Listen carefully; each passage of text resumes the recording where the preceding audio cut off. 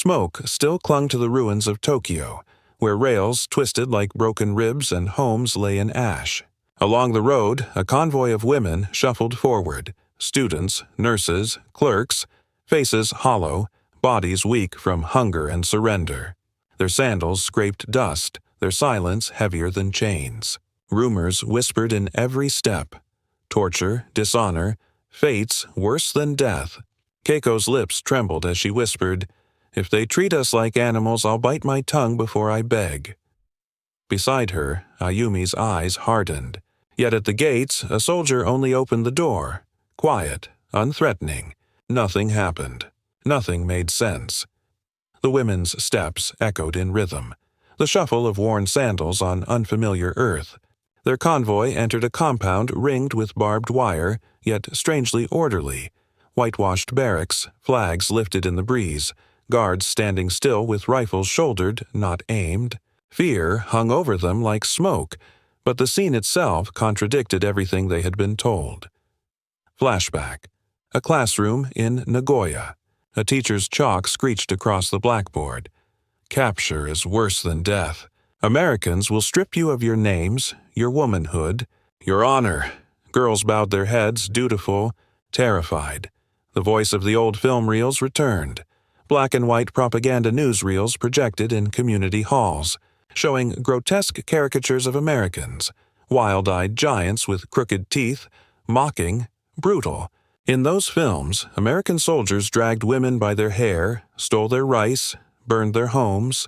Mothers whispered as their daughters left for nursing duty, "If you are caught, end your life first. Better the sea than the shame." Now, walking into the barracks, the women's eyes darted, expecting the jeers, the violation, the stripping of dignity. Keiko clutched her sleeve. Beside her, Ayumi's jaw set like stone, hardened by widowhood and loss. A young schoolteacher, Yumi, broke the silence in a voice sharp with memory. "Remember what they told us. The Americans will strip us of our names." Her words stirred a tremor through the line. Hana, a farmer's daughter barely 20, whispered back, her tone more innocent, hopeful.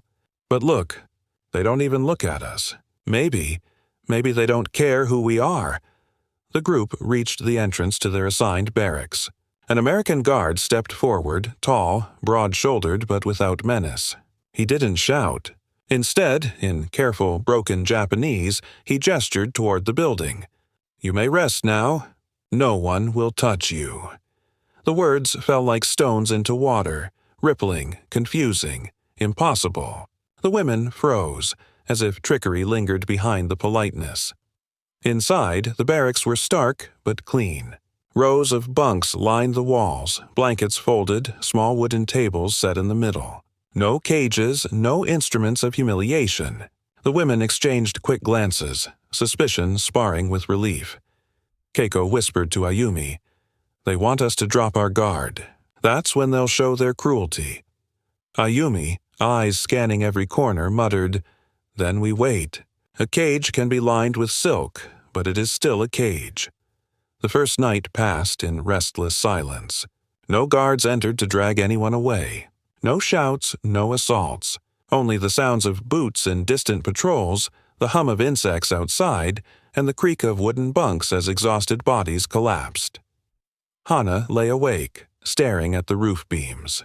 If this is captivity, she thought, why does it feel calmer than home? She remembered nights in her village when fire rained from the sky, when the roar of B-29s promised only ash and screams. Here, the silence was unbearable for different reasons, because it felt too safe. Narration widened, pulling back into documentary detail.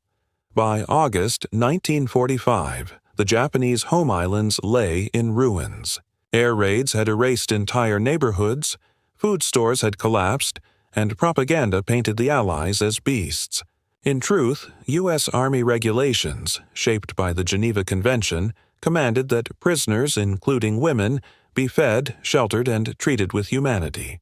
For the Japanese, indoctrinated from youth with the creed of sacrifice, the reality of capture was not only terrifying, but shameful. Morning came. The clang of a bell signaled roll call. The women lined up outside expecting a spectacle of humiliation. Instead, the guards counted them briskly, clipped pencils scratching numbers on boards. One nodded, satisfied, and gestured them back toward the barracks. No curses, no threats. Yumi's skepticism hardened.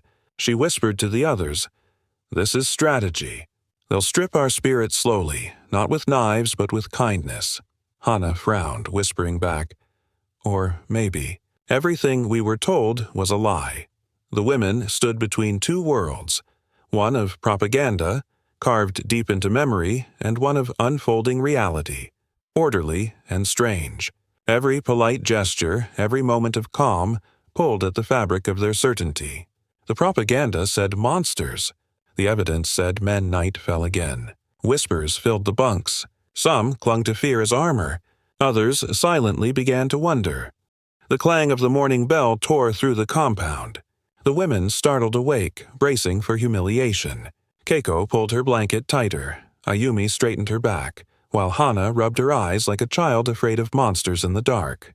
They had been told mornings in captivity meant degradation, forced labor, cruel inspections, the stripping away of dignity. Instead, guards stood waiting in the pale dawn light, calm, rifles shouldered but not aimed. A brief head count, pencils scratching on clipboards, and then a gesture toward a mess hall. The women hesitated. Yumi whispered sharply, "This is it. This is when they break us." Inside the hall, the air was thick with an unfamiliar scent, smoky, rich, and almost intoxicating. Bacon hissed on metal pans. Scrambled eggs steamed on trays. Loaves of bread, sliced thick, sat stacked in baskets. The women froze. The aroma itself was unbearable, stirring memories of hunger gnawing at their bellies for months. Hana's eyes widened. She gasped, "Meat? This much meat? They're trying to trick us." Beside her, a woman new to the group stepped forward. Sachiko, once a nurse in Yokohama, her face still stern, her gaze clinical. She muttered, "Americans are clever. They feed us, so we will forget we are prisoners." Another voice joined, quiet but steady. Naomi, her dark eyes sharp, whispered, "No, this is just breakfast." The others turned, startled. Few knew her secret. She had learned English as a girl, taught by a missionary family before the war. She had hidden it, fearing accusations of disloyalty. Now, the words slipped from her lips with cautious certainty. The women sat stiffly at long wooden tables. Guards ladled food onto trays and slid them forward. Bacon sizzled, grease pooling against golden eggs. A guard added 2 slices of bread, even a pat of butter. Keiko stared at her plate. "We are not prisoners," she whispered, almost choking on the thought. "We are guests at some cruel feast." Ayumi shook her head, unwilling to touch the food. "Poison. That is the only explanation." Yet Hana's hands trembled as she tore a piece of bread. She sniffed, then bit. Her eyes welled with tears as warmth spread across her tongue. It had been months since bread was anything more than a stale scrap.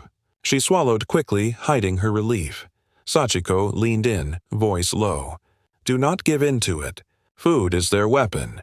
But her own stomach growled so loudly the women around her glanced over. She broke a corner of bread, pressing it to her lips as though testing medicine. The taste undid her composure. She ate in silence, eyes fixed on the table. Narration widened, pulling back into history. In post-war Japan, famine swept through the islands. By late 1945, rationing had collapsed. Families boiled grass and weeds.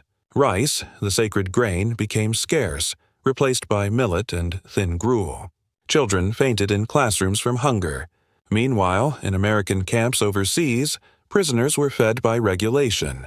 3 meals a day, calibrated for nutrition. It was not mercy, but policy. And yet, for these women, it felt like an impossible act of kindness. Naomi translated a guard's instructions. "Eat. There will be food again at noon. No one will take it from you." The words rippled through the group. Hana's shoulders shook as she whispered, "At noon." "Again?" Yumi's lips curled in disbelief. "It is mockery. They give us feasts while our people starve." Ayumi clenched her fists. "I will not let them see my tears."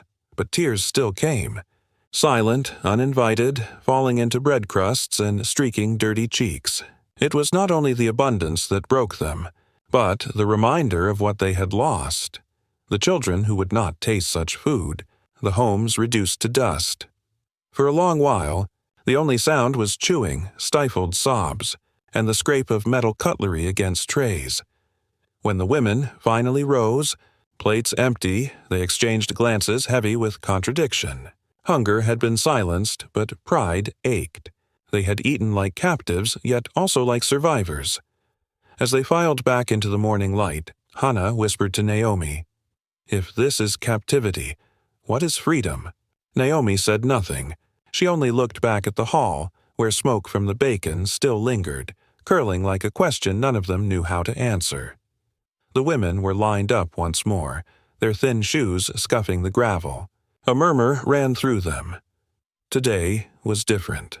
Instead of the mess hall or roll call, the guards gestured toward a long wooden building with a faint plume of steam curling from its vents.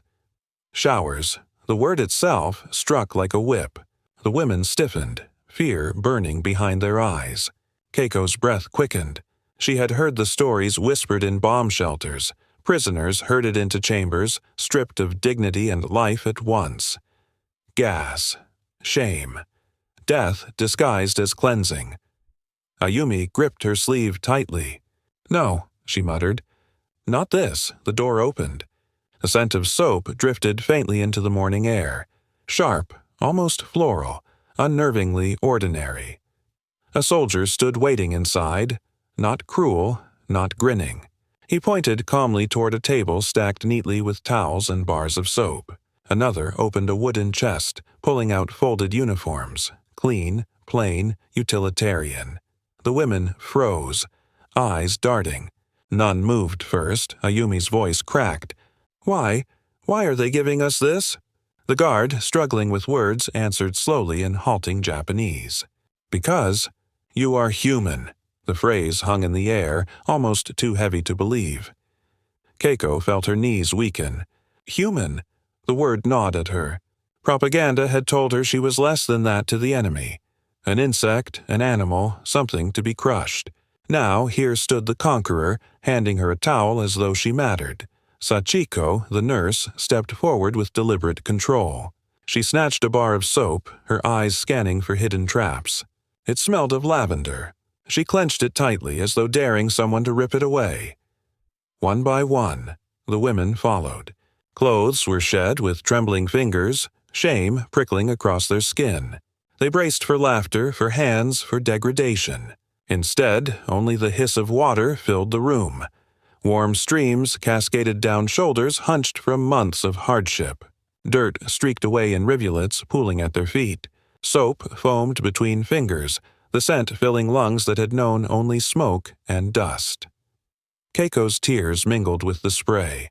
She remembered crouching in air raid shelters, clutching her school books, telling herself she would never be caught alive. Now she stood naked, alive, scrubbing the war from her skin. Ayumi clutched the towel like armor when it was handed to her. Her husband had died in Manchuria, her family lost in the bombings, and she had convinced herself the world had ended with them. But here, soap, cloth, decency, it was as if some small thread of life had been returned. Sachiko studied the uniforms laid out. Plain cotton dresses, far removed from military garb. She tugged one on, smoothing the fabric over her frame. For the first time in years, lice no longer crawled at her scalp. Grime no longer clung to her fingernails.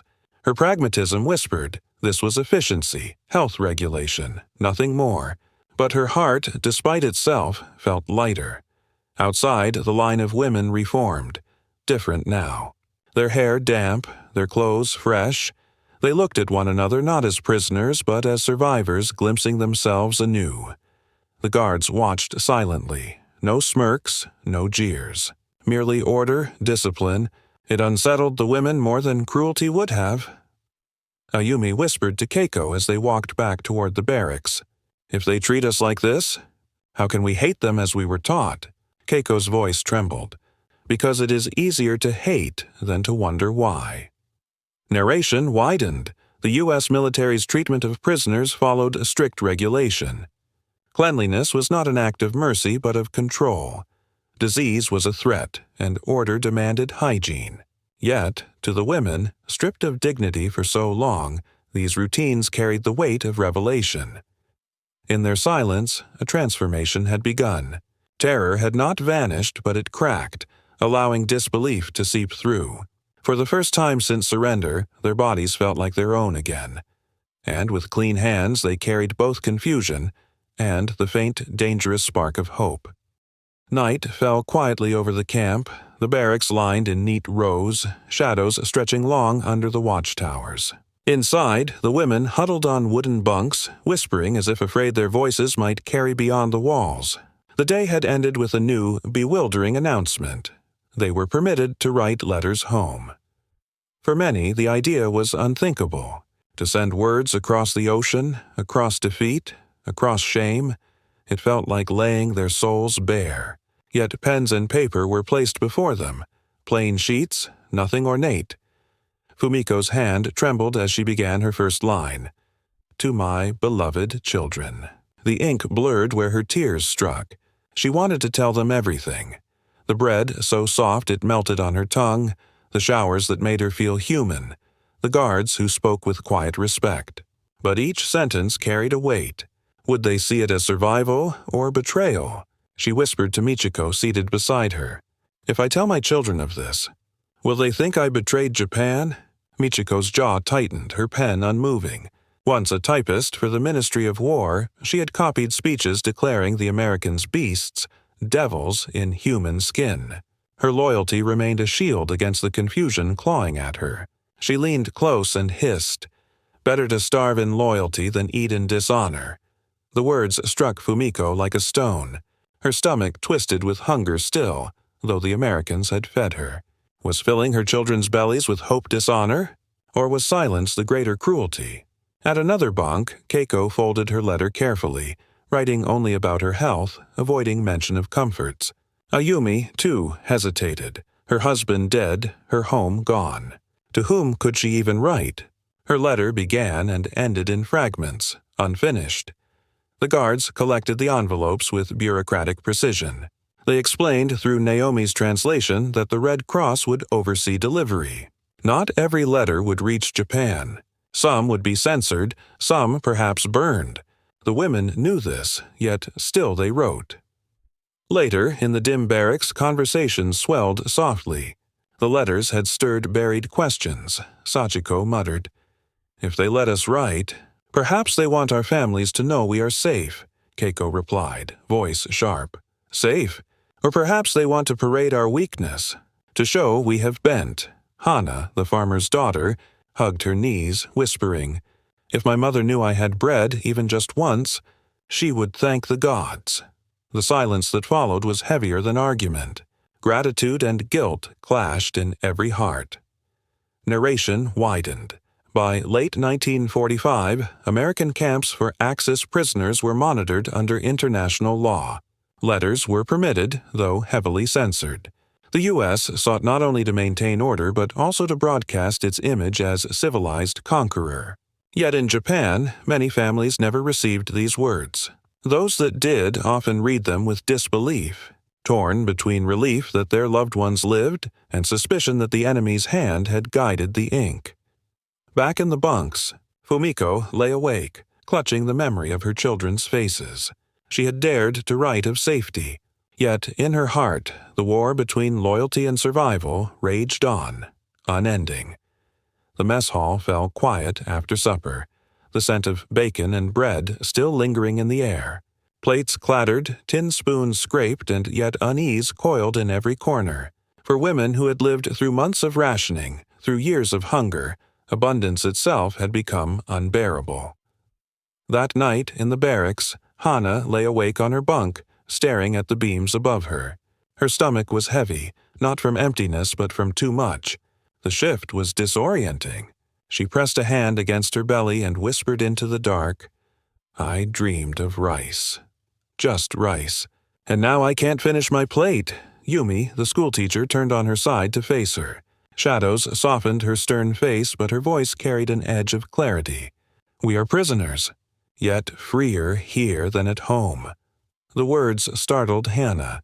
She thought of her mother bent over the paddies, of neighbors who had dug for weeds when rice was gone. She remembered the shriveled faces of children, bellies bloated from malnutrition. And yet here, inside fences and under watch, she was fed like a guest. Across the room, Naomi lay with eyes open, unable to sleep. Her English allowed her to catch fragments of guards' conversations. She knew the truth the others did not. Outside these fences, Japan was collapsing. Cities burned, the black markets swelled with desperate trade, and famine carved its lines into every household. Her voice, low, broke the silence. I heard one of them say, "In Tokyo, people boil weeds. Some grind acorns into powder for bread." A murmur spread across the bunks. Keiko sat up, her breath sharp. Lies. They want us to believe we are better here, to shame us. But Yumi shook her head. I have seen it. Even before surrender, the students came to school faint from hunger. My chalk broke in my hand as I watched them sway. If it was so then, what must it be now? The barracks hushed again, heavy with memory. Cinematic flashbacks filled the air like ghosts. Rice paddies, once green, now trampled. Fields burned under the drone of American bombers. Classrooms, chalkboards cracked, walls blown open to the sky. Children in faded uniforms raising weak hands.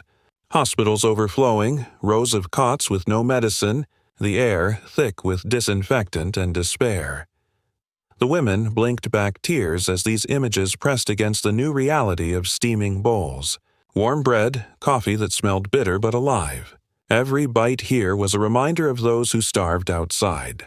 Hannah finally whispered, "What kind of world is this, where cages feed us better than freedom?" Narration widened. Between 1945 and 1947, famine gripped Japan. The rice harvest collapsed, shipping was destroyed, and rationing lines stretched for blocks.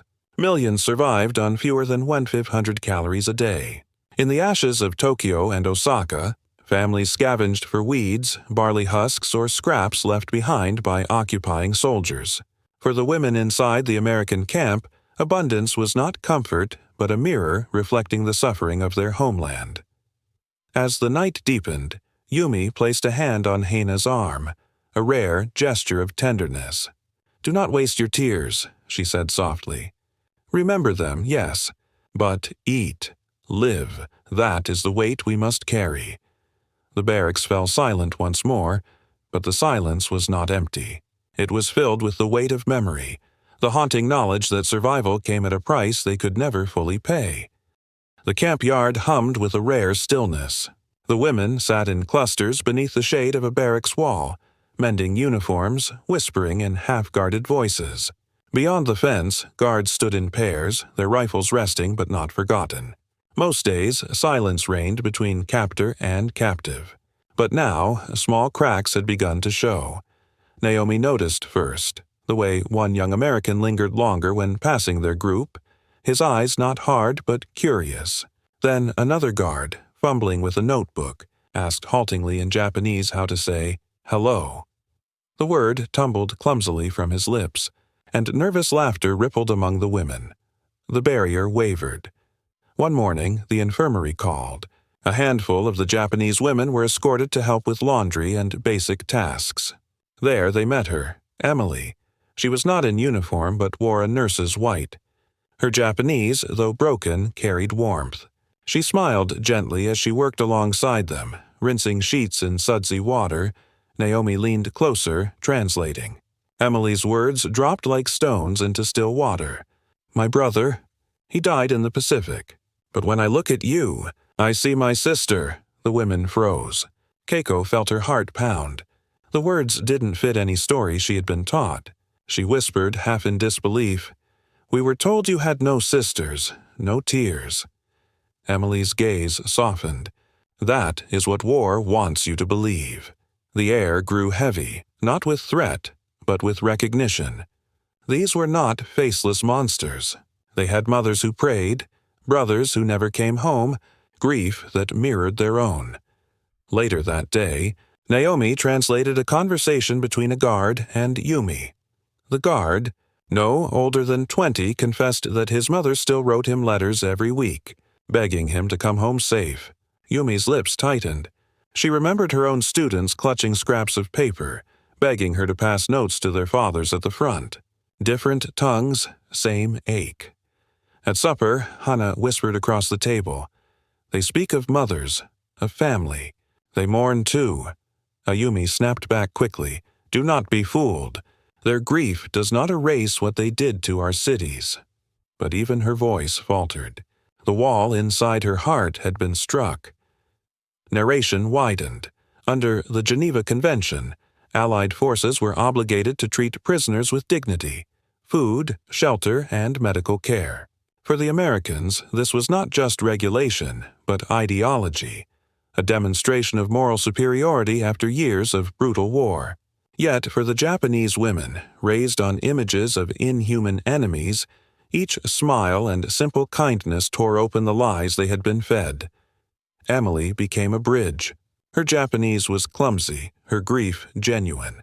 She sat among them when permitted, asking about their families, their work, their lives before the war. One night, Keiko found herself speaking of her university dreams, of books left behind in rubble. Emily listened, tears in her eyes. "You sound like me," Emily whispered. "I wanted to be a teacher, but the war took that chance."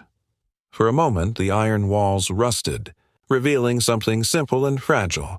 Two young women, once enemies, now bound by the same loss. In the barracks later, Keiko admitted softly, "Perhaps they bleed like us after all." The others listened in silence, each wrestling with the collision of propaganda and humanity. The wall was cracking. The barracks no longer slept in one rhythm. Some women whispered at night, their voices carrying fragments of laughter, fragments of lives slowly waking from fear. Others lay stiff and silent, eyes burning, as if every smile risked betraying the dead. Michiko sat upright on her bunk, her back straight as a typewriter carriage. She watched Hana giggle softly over an American phrase Naomi had taught her. The sound struck her like a slap. "Every bite you swallow is betrayal," Michiko hissed suddenly, her words slicing through the room. The laughter died. Hana lowered her gaze. Fumiko, sitting nearby, clutched her thin blanket tighter. She had eaten every ration gratefully, quietly, without complaint. Her 3 children haunted her dreams, their ribs sharp beneath thin skin. Her voice trembled, but she forced it into the air. "And every child who starves at home, what is that?" The barracks froze. For the first time, someone had said aloud what gnawed inside them all. Michiko's eyes flashed. "Japan suffers because we were weak. To live under enemy hands, to thank them, this is disgrace. Better to starve in loyalty than to eat in dishonor." Ayumi shifted on her bunk, her widow's grief etched in the shadows under her eyes. Her husband had died on a distant island, a name carved into a tablet of ashes. She spoke low, as though addressing herself as much as the others. He died for the Empire, and yet the Empire died without him. What remains for us now? Silence followed, broken only by the faint creak of wood as someone turned in their sleep. Narration widened. By late 1945, Japan itself was divided. In ruined neighborhoods, some clung to militarist pride, insisting that endurance and sacrifice had meaning beyond defeat. Others, facing empty rice bowls and hollow-eyed children, turned toward survival, pragmatism, and the hope of rebuilding. The same fracture lines ran through this barracks. At the next meal, the tension thickened. The Americans served stew, thick with vegetables and chunks of meat. Fumiko lifted her spoon with shaking hands. Michiko stared at her. "You eat like them now?" Fumiko swallowed slowly, then set the spoon down. "I eat like a mother." The words struck deeper than defiance. Around the table, some women shifted uncomfortably, caught between shame and sympathy. Later, as the women worked on sewing repairs, Naomi tried to bridge the divide. "Perhaps we must accept kindness without forgetting loyalty. One does not erase the other," but Michiko turned her face away. "You are young. You do not understand that loyalty is everything. Without it, we are nothing but animals waiting to be tamed." Ayumi's voice, dry and steady, broke the argument. "And what did loyalty give us, Michiko? A burned city, a widow's bed, children with nothing to eat. If survival is betrayal, then I will betray 1,000 times before I let my husband's death be for nothing."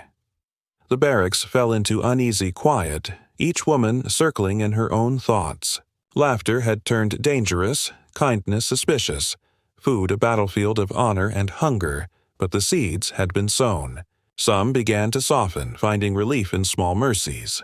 Others hardened further, clutching their suffering as proof of loyalty. And so, like their homeland, the women of the camp fractured, half chained to an empire that no longer existed, half searching for a future not yet born.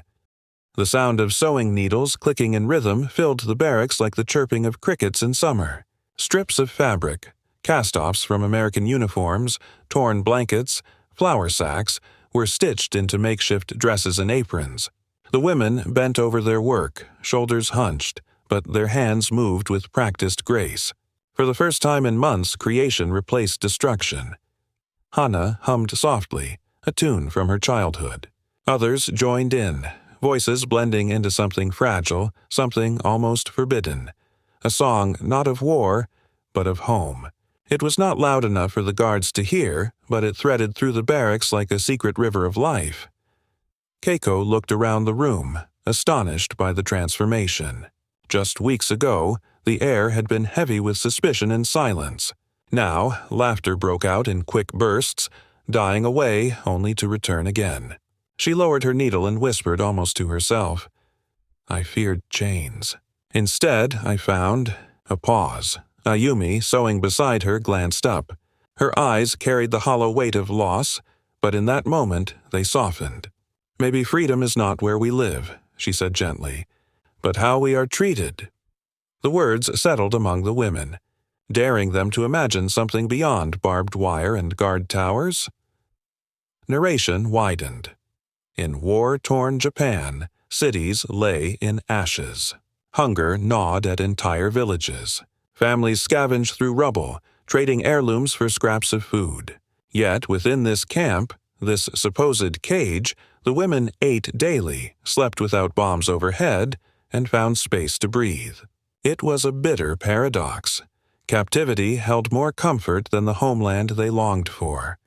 At night, rumors rippled through the bunks, whispers that ships would soon arrive, that repatriation loomed, that the war was not just over but already fading into reconstruction.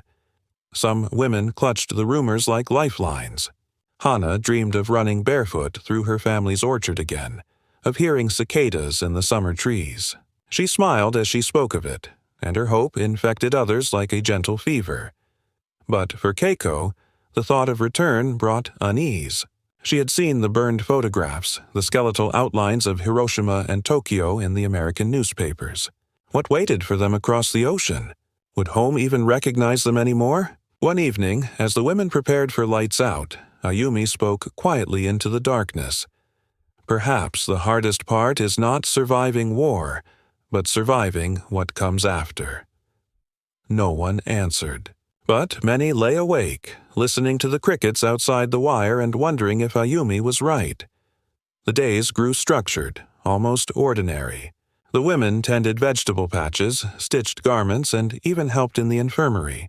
Small freedoms crept into their routines. Naomi translated letters. Emily smuggled news of Japan's surrender terms.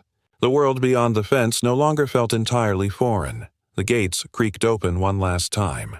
The sound, metallic and sharp, should have meant freedom, yet it landed in the women's chests like a stone.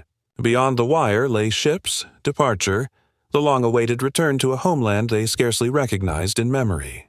Within the fence lay the paradox they had lived, captivity that had sheltered them. Bags were few. What could they carry but scraps? A hand-stitched apron, a letter never sent, a bar of soap wrapped in cloth preserved like an amulet. Each token was both proof and denial that what they had endured had been real, and that it had been so unlike what they had feared. The women lined up in silence, eyes on the horizon. Guards stood by, not with weapons raised, but with quiet nods, some even offering small smiles. Emily, the American nurse, clasped Keiko's hand before she boarded the truck. "Be well," she said softly, her voice thick. Keiko tried to answer, but her throat locked. She bowed instead, the gesture both farewell and surrender. Narration widened. Letters had already begun their journey across the ocean, carefully censored, yet still carrying fragments of truth, words that strained to explain the inexplicable.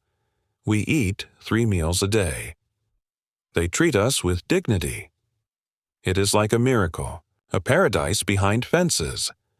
Some writers softened their tone, fearing disbelief or condemnation.